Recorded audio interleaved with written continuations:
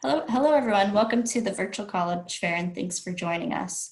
A few housekeeping items before we get started here. You can use the Q&A button on your screen to type your questions to our presenters at any time. Your camera and microphone are off, so panelists cannot see or hear you. This is just one of many different sessions happening, so be sure to sign up for additional sessions. And this presentation is being recorded and will be available within a week at the same website where you registered. I'd like to now turn it over to our presenters. Hi, how are you? My name is Miljan Trulove. I'm the Vice President and Dean of Admission and Financial Aid. And I'm just gonna wait a couple more moments. Sometimes it takes a few folks some time to come in for our sessions. If some of you were at the Reed session earlier, we talked a little bit about getting ready for the interview process. A lot of times colleges wanna meet with you and talk to you personally and figure out how your fit is for the college. And so hopefully you'll get a chance to check out that session. While we're waiting for a few more folks to join us, I just want to invite you all to come and take a look at our virtual visits website. We've got probably about 20 different sessions we do on a weekly basis, navigating selective college admission, how to write your personal essay.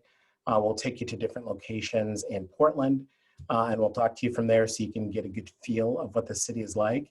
And we actually have live tours, so a student that'll take you around campus. You can ask questions in real time. So if any of those things sound interesting to you, come and join us. And of course, you get your typical information session and interviews that you can do as well. But again, my name is Miljan Trulove. I'm the Vice President and Dean of Admission and Financial Aid. And for the first part of this session, I am actually going to primarily tell you a little bit about the college. And then once I'm done with that, I'm gonna open it up for questions. My colleague Huitren is here. And so with the type functionality, you can type out questions. He's gonna respond to some. I'm gonna answer some of those in real time. If you want me to talk more about something that I'm speaking about, I'm happy to do that as well.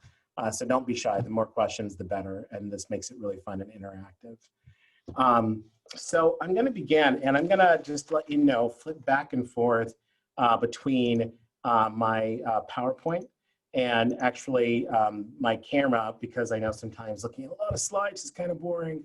And so we'll do some of that back and forth over the course of our time together.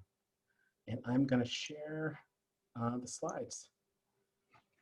So again, I'm from Reed College in Portland, Oregon, and I'm gonna chat with you all a little bit about Reed. I'm gonna tell you what it's like to learn at Reed, what it's like to live at Reed, and then I'm going to touch on the application process and what that entails. So Reed is a campus that's in Portland, Oregon, and Portland is beautiful. Actually, this is exactly what time of year it is right now. If you looked out my window, this is almost exactly what it looks like on campus this time of day. And so we are a campus of about 1,400 students. We are a national liberal arts school, which means that students travel from all over the country to come and attend Reed College. We are primarily undergraduate. We have a teeny master's program of about 20 students, masters in liberal arts. So for all intent and purposes, I'm fully dedicated to undergraduate education. We are diverse geographically. We are diverse ethnically. Our students come from over 50 countries. We have students from almost every state except for, I think the one state we're missing someone from is North Dakota. So if you're from North Dakota and you like Reed, I'd love to see you on campus. But students travel furthest to come to Reed than any other college in the United States, which is to say that you're just as likely to meet someone from Texas as you are from New York, as you are from Washington if you're here on campus. It's a pretty special place like that.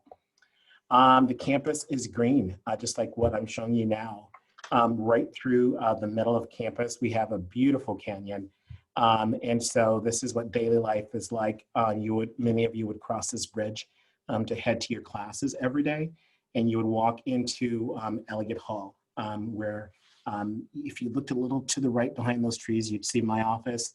But this is a building that was our first building on campus that houses administration and many classes. Students who find themselves on campus are really students who are excited about learning.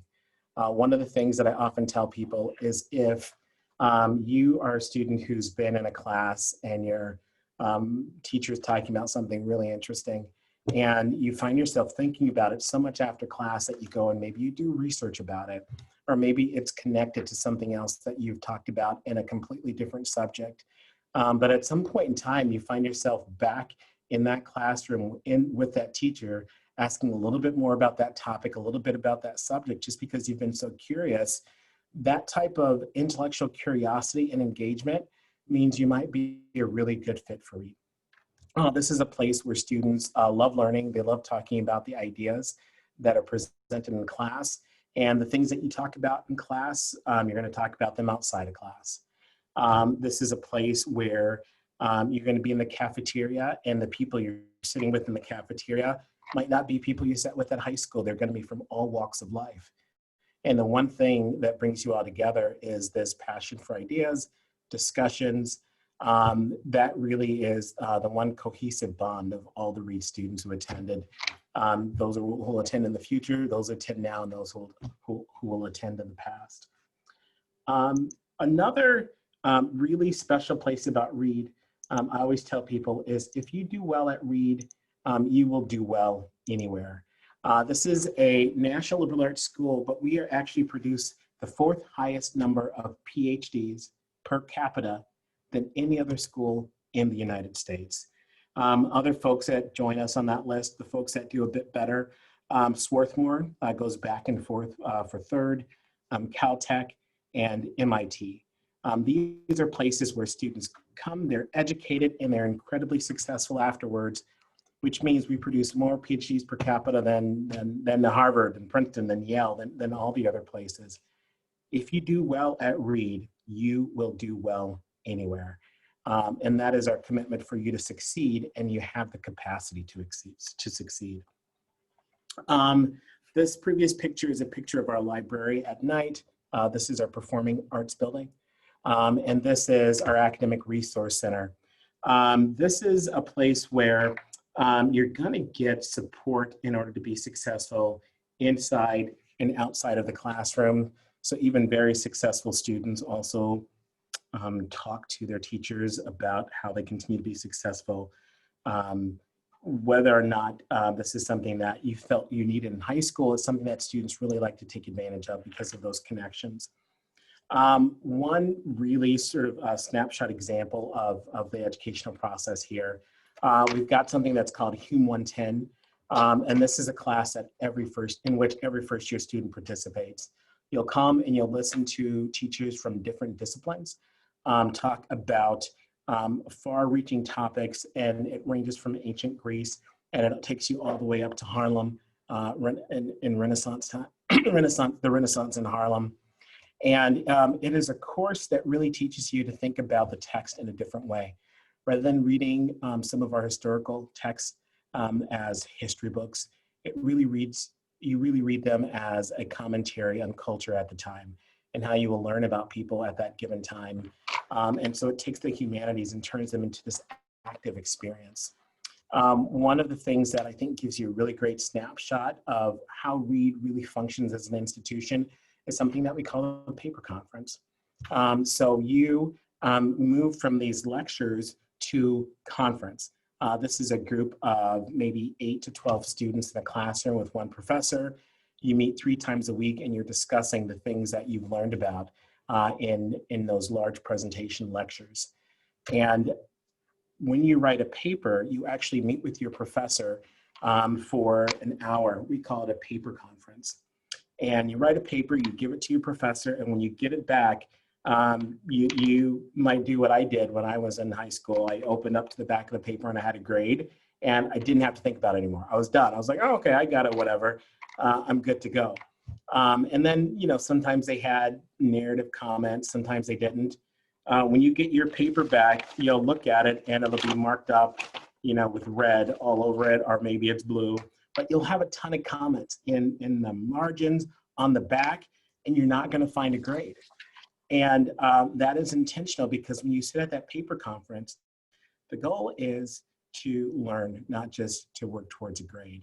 And so that faculty member might say to you, you mentioned this in class. I'm not seeing it in your paper. Tell me more about why you decided not to include it. Or, you know, you went in this direction. That was surprising. Tell me why you did that. Oh, that's awesome. I want more of that. Or maybe they say, you know, narrow your ideas to 2 things rather than 4. I think you're going to get more bang for your buck. But by the time you're done with that class, you're more excited to go back and write your paper than you were when you first began. And that is a microcosm of the entire Reed experience. Everything feels like that. You engage with your faculty members and you want to go back and you want to do more, you want to make it better, you want to refine your thinking. And suddenly your Reed experience doesn't become about getting that A or getting that B or getting whatever you want. It becomes about an acquisition of knowledge. And that is incredibly satisfying. Now, this is not to say that you don't get grades. If you're at Reed, you certainly do get grades. But if you want to see your grades on the paper, if you want to see your grades in the class, what you would do is actually go up to that faculty member, and it might be office hours, and you're like, hey, can I see my grade? And they'll say, well, have a seat. So tell me why you want your grade. You might say, oh, I want to see how I'm doing. I want to see how I compare. And they'll say, okay, let's talk about how you're doing. And it becomes a conversation. And I think for first-year students, when you first start, it's like crazy making. By the time you become a sophomore, you cannot think of it any other way. And it works out. I think the proof is in the numbers. Those that go on to be educated in terms of their doctorate and people who go on to be successful in life. That is something that's both unique and really satisfying about the Reed education. And we'll give you a snapshot. This is one of our faculty members in the lab. One of the neat things also about Reed is it's a place where you can be engaged in the classroom, but also what you're in the major in which you're interested does not limit the types of things you can do once you're on campus. For example, we have a research reactor. This is a photograph of a student in our nuclear reactor that we have on campus. It produces enough power to power a washing machine, but it's a true nuclear reactor. You need to get government clearance in order to become a nuclear reactor operator. And Reed actually has more female nuclear reactor operators on our campus than almost the entire United States. And not only that, but the students you see in here, these are English majors. These are theater majors, these are music majors, and some of them certainly are majoring in physics. But this is our nuclear reactor. The uranium we have produces a really unique blue-green glow. With some of our on-campus sessions, we do tours here. But again, this intellectual curiosity will take you from the reactor to the stage and also to other activities like weapons of mass destruction, which is our fire troop on campus that performs regularly for all to see. And so I've talked a lot about intellect, I've talked a lot about academics, but there's a whole lot out of the classroom, a whole lot of ways you can engage. In addition to that, we've got a ski cabin. You're about an hour and a half from Mount Hood, you're about an hour and a half from the coast. And so while you have a lot of fun on campus, this is our cabin up by Mount Hood. You and your friends can book it. You can go there for a weekend. You can hang out. You can do some of your studies. But it is just a really neat resource that we have here. And if you're a hiker, if you're a biker, if you're a surfer, you can do a little bit of everything. In fact, you can actually go to our athletic rec building and check out tons of resources for you to actually go and do some of these outdoor and outside activities. It's actually quite neat.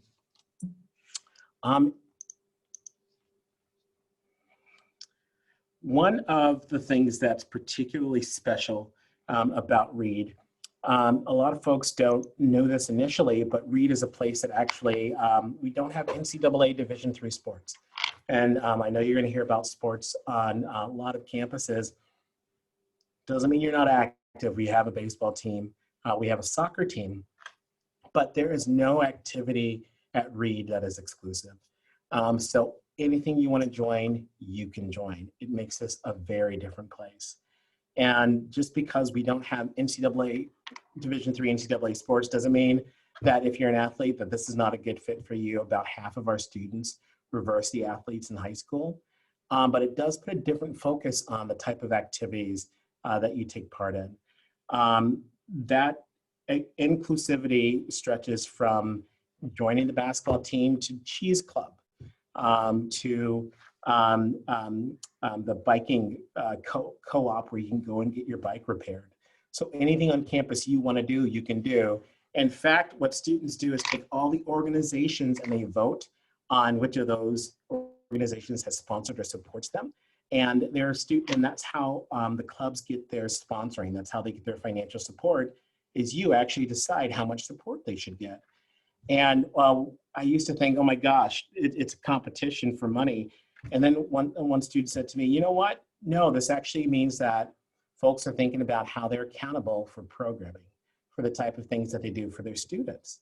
And if you're really thinking about programming, people are going to vote for you. You're going to get more support to do more programming. And so you think about programming, not just for the people who regularly show up, these 10 people, but how do you program for the entire campus? And that to me was just, I don't know, it was a great way to think about it. In addition to that,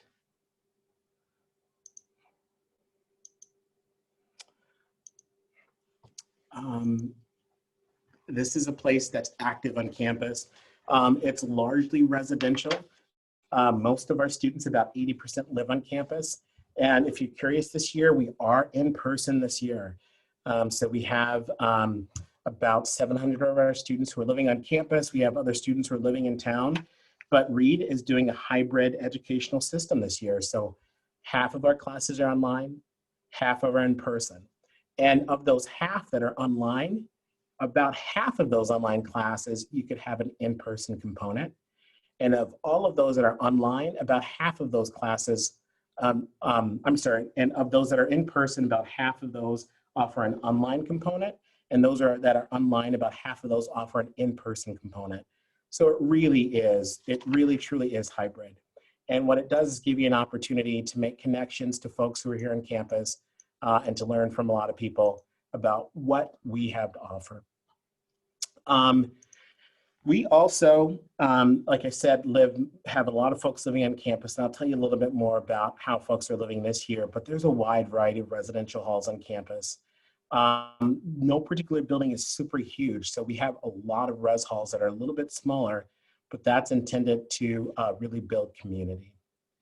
And one of the reasons why we focus on that is because we have things like our language houses where you can live with folks who are interested in French or speaking Spanish. We have the outhouse that focuses on outdoor recreation. And our places of living are social. But here in the Grove, again, you'll see several smaller res halls in the same area. It's a really neat strategy. So you see a lot of people, but the intimacy within the halls is pretty great. You get to know your neighbors really well. And all the style of living is really designed to be communal. So this is a place, this is Trillium, one of our first year res halls. You see a lounge on the end. It has a fridge to be shared on the floor. There's something like this on the opposite end of the floor. So places that are designed to make connection and make company, even while you're socially distancing. Our activity on campus is really quite robust. So some of you may not have started the application process yet, but I'm going to give you the biggest clue that you'll have. This will help you, help everything be easier if you decide to apply for Reed. We used to ask a question that was something like, why do you want to go to Reed? Why do you like us? And if you had family that had been to Reed, or maybe you had visited campus, you had a really great answer and we were super excited about that. But if you hadn't been to Reed, we would say things like, oh my gosh, that sounds like the website. Well, of course it sounds like the website because that's what access you had, right? So why should we hold that against anyone? Well, what it did was disproportionately favor people who had an ability to get to campus. And admission staff and current students got together and we brainstormed on updating our question for about a month and a half. And our new question is something about this week on campus called Paideia. This is a week on campus for about 10 days where every community member can teach about something that they have passion about. So I've taught classes on conflict resolution and conflict type. In the future, I'm going to teach one about comic books. We think that whether or not you've been to campus, whether or not you have family who've been here, that every person can talk about something they're excited about, an area of passion. And we think that that change in question allows everybody to show how they're a really good fit for Reed. So when you see that supplemental question, don't ignore it. It actually is incredibly important. We get excited when you get excited. And what should you write about? Something that excites you. That is the primary goal of that question. And so the photo that I showed you with many of our students dancing, the student in the middle is actually the instructor who's teaching a Paideia class on Hawaiian dance. And so that gives you an idea of some of the ways that you can engage. And that class takes place right before second semester. And so it actually, people come back from break early just to participate. So what's next? For some people, you hear what we have to offer, you think this might be a really good place for you. There's a couple ways that you can actually move forward with the next steps. Reed is a place that fulfills 100% of your demonstrated need. We have some of the best financial aid in the country, and that continues to be true. Some of the lowest indebtedness in the country, that continues to be true. And for us, you can apply early decision, early action, and regular admission. Early decision is essentially saying, I know that this is the best fit for me. I've done investigation. If I get admitted, I'm going to come.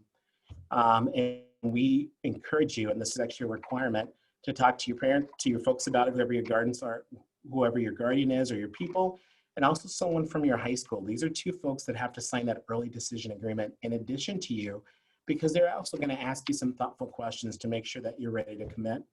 As many schools, the acceptance rate is higher for early decision students. I think it almost doubles your likeliness to gain admission.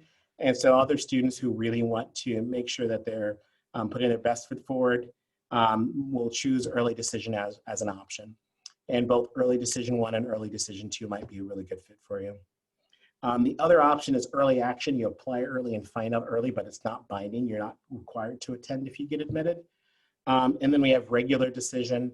But I tell people this early in the year, if you're talking to me now about the application process, if you're looking for schools, because early action is not binding, there's no reason you shouldn't apply early action to every school you're applying for. Earlier is almost always better than later.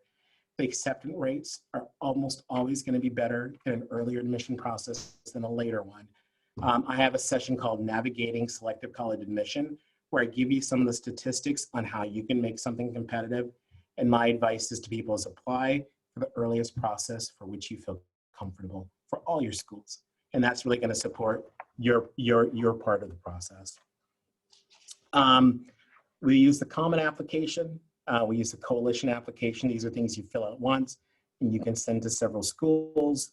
But those are great ways to start your next step of engagement with us if this feels like a place that you're curious about. Applying for any school doesn't mean you have to go there, but it means like it might be a really cool place and you want to check it out more. Pre-orientation is a time to get to know all of your people. This is certainly a picture that wasn't taken this year, but these are students post a pre-orientation program. They arrived early, they took off, and they did a program the few days before they arrived. It is such an awesome way to become really connected with your classmates before you arrive. And pre-orientation programs also have discussions about preparing yourself for your career. So right in your first year, we start helping you build a resume. We start helping you think about how to apply for admission. How to apply for jobs. And that is something that we want you to think about immediately. This is our most recent incoming class from last year. Our group picture, again, we bring students from all over the United States. Our students are diverse. About 36 to 37% of our 36% of our students are going to be underrepresented students. About 15% of our students are going to be international students. And so you're going to meet people from different walks of life that have different experiences from all across the world. And again, what ties them together is their passion for learning. So I hope that was helpful. Again, this is a parting picture of that Elliott Hall. If you look on the right side of the building, that's where I live. But that great lawn, that's somewhere you could hang out if you wanted to. But that just gives you an idea or a sense of place. Excellent.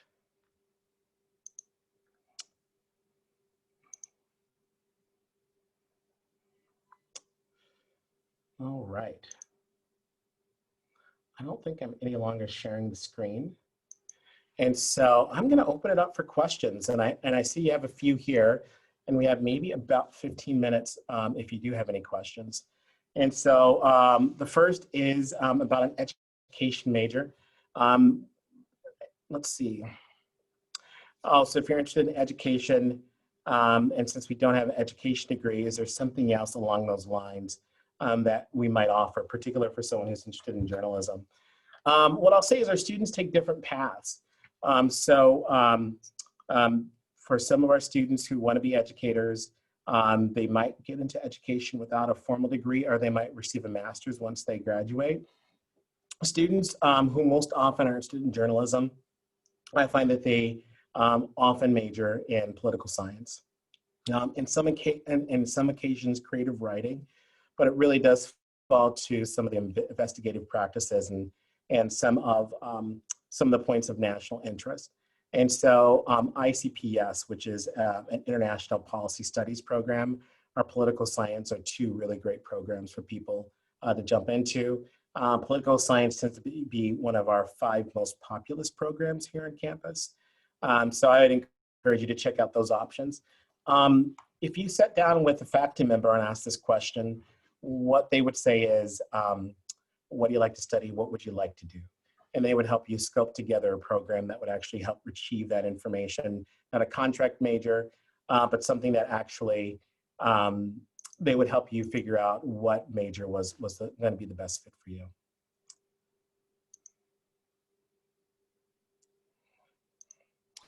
Let's see, I'll touch on some of the other questions that folks sent down. I think Hui has responded to many of these. Let's see. Do we have a lot of students that study abroad on campus? Yeah, we've got about 100 study abroad programs that in which you can participate. And many of our students will take part in the study abroad programs either over the summer or during sophomore year. While we have about 25% of our students who currently study abroad, it really depends on if you want to do a semester program or if you want to do a shared program. And I find that if that's something that you want to do, if that's of interest to you, you will absolutely do it.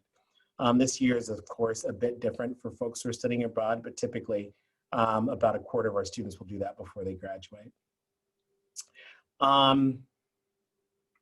So for early action, when do we let you know if you apply early action, whether or not you gain admission?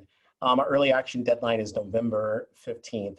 That's actually the same deadline for our first early decision application. And so early decision, you'll find out within a month. And so the turnaround for that is really quick. For early action, you'll get your decisions at the latest mid-February. And if possible, you send it earlier than that. And a lot of it depends on the volume of applications that come in. If you're a person who submits and completes your application by the deadline, you'll definitively get a decision. Some other folks, we will follow up with you to make sure that you get all materials here to be actionable. But if you aren't complete, we can't guarantee that we'll know by that date, but a lot of people do tend to be complete. So in the world of test optional and test required and test flexible, what is Reed doing? So we're actually test blind for the next 2 years. What we found out was even if you had taken a test, that many of you did not get to take it a second time, and we know that many people would take it a second time will get a much more competitive score. We're still collecting that information because we want to find out if this is a good decision for the long term. And so go ahead and submit that information on your application. Usually you'll write it in, and we know that that's pretty accurate. But in terms of its requirement, it's not a requirement for admission this year. So that means we're going to pay much more attention to your transcript. We're going to pay much more attention to the strength of courses. And I understand that some of you have had variable circumstances depending on your school district or your state. We get that, and we're going to make accounting for it. And I think all schools understand that they're going to have to observe what was available and what was offered and how your school adjusted to being online or in person or classes at all. There's not a whole lot you can control about that, so I wouldn't worry about it. Schools are going to be pretty understanding. Let's see. Leon, actually, can I ask one quick addition to the education? Yeah, Question? absolutely, please. I think this is always not well known, but like 1/5 of our alumni are teachers. It is an incredibly high numbers, either to work as professors at universities or teachers. The biggest employers of a Reed alum is the Portland public school systems. I think Reed doesn't have an education major, but the whole educational philosophy at Reed is about teachings, right? I mean, that's one of our essay. It's about teaching other people new things and asking questions and writing a good essay and thinking critically. A lot of our alumni go get their master in teaching in the Lewis and Clark educational programs. So there's so many avenues for that. Hey, why don't you turn your camera on if you can? No problem. Hello, everyone. That's what it looked like. And the other question that I would also answer is regarding the journalism major, and that is true. Reed doesn't have a lot of doesn't have a journalism majors, and so many liberal colleges don't have that either. But you really don't need that to pursue journalism. Barbara Eichmann, one of the most famous journalists, is a Reed alum, and at Reed she studied chemistry, not English, not political science, right? And in an interview, she said, as a chemist, I approach issues always with an experimental mindset. I always do experiment to kind of figure out what's the right answers, right? So when she does a story, she doesn't just like go ask a few sources, write down the answers, and then boom, I have a story. She's like immerse herself in the life of the people that she's living and doing. She's doing deep research. I mean, one of her most famous book, Nickel and Dime, she literally spent a year living at minimum wage to study how do people survive on minimum wage, right? So I think that's the kind of mindset that you get at Reed is that like, that deep investigation is so built into you that you don't have to have the journalism majors. And if you do the research, you see that many Reedies are journalists, writings either at the New Yorkers, at the New York Times, or the CNNs, for example. Mm-hmm. So, and I think that's, and the next thing is like, one of our famous alumnus who was not a journalist, but who was a philosophy major, helped create Wikipedia, one of the biggest quote unquote source of information in the known universe, right? I'm sure anyone here is using that for their homework at some point. I know I did back in the early 2000s, right? And again, for his thing, it's like, he thought information is not about just some authoritative person write down the answer and that's it. He's like, you have to have a lot of people double checking and triple checking and using the crowd to kind of figure out the answers, right? And he got that idea from one of his classes at Reed when they were talking about like metaphysics, like what is the truth, right? So again, journalism and finding this truth is something that you do on a regular basis at Reed, no matter what you're studying, if that makes sense. It sure does. Thank you. Thank you, Hui.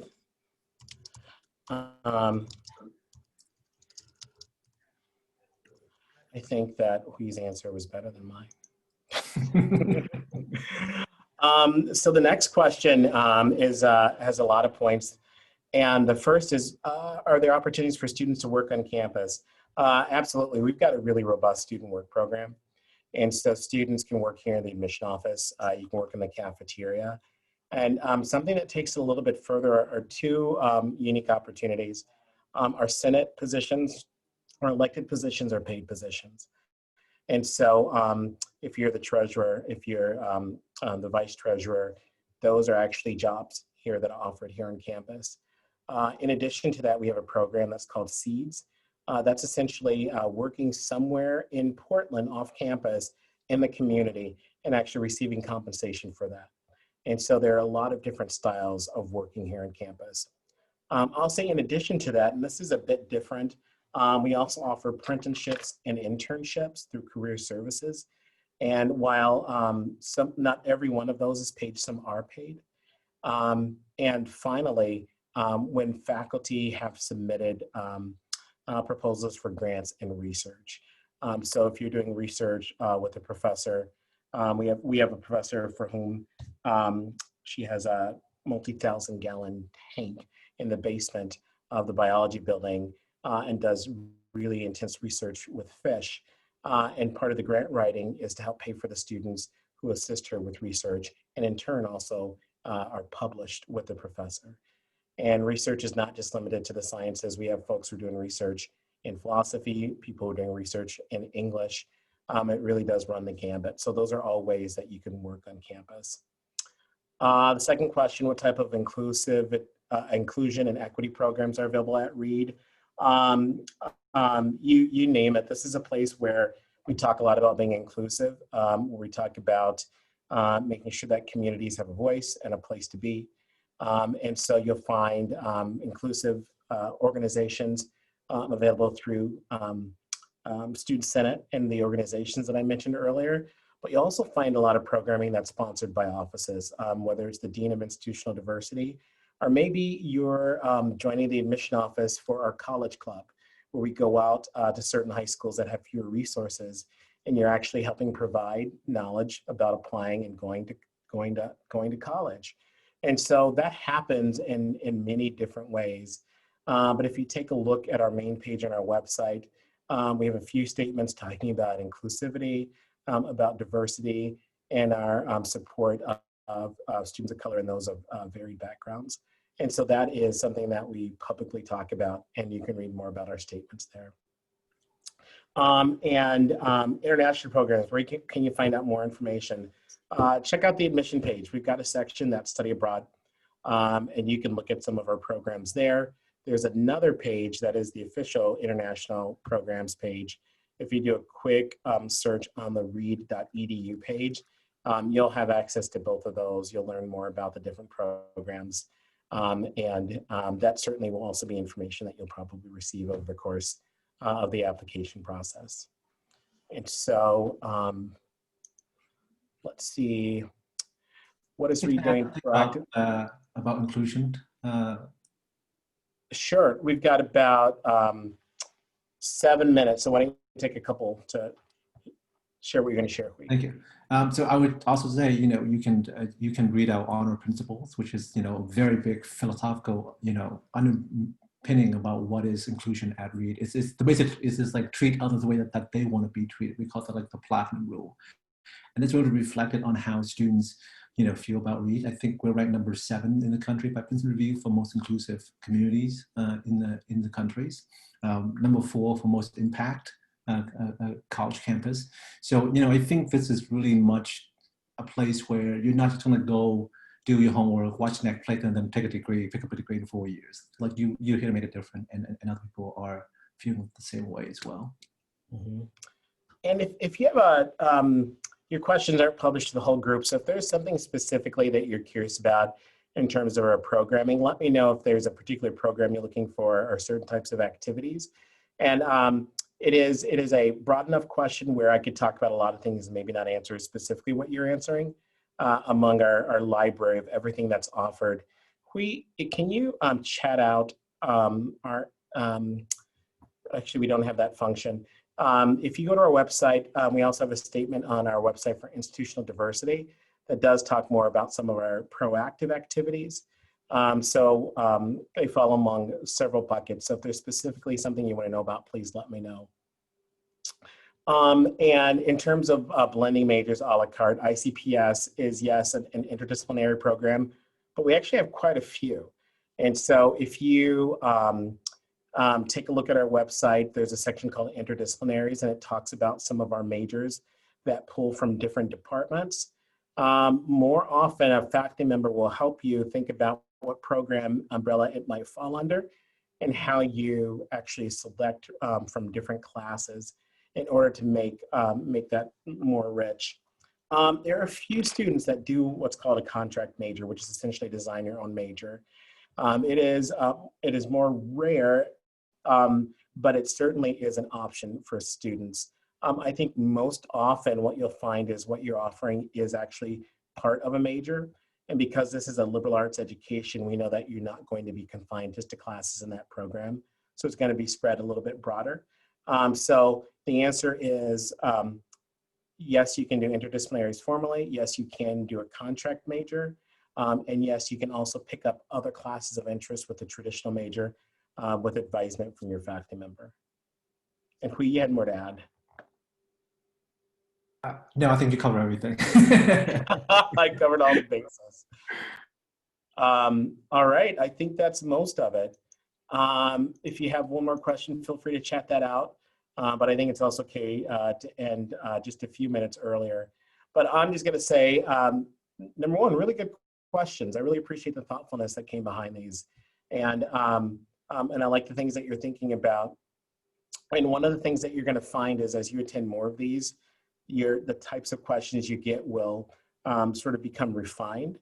After this, my suggestion, write down 5 sentences of how you felt, what you learned about this, what you discovered, why you might be curious to learn more, and then start to do that at every visit you go to.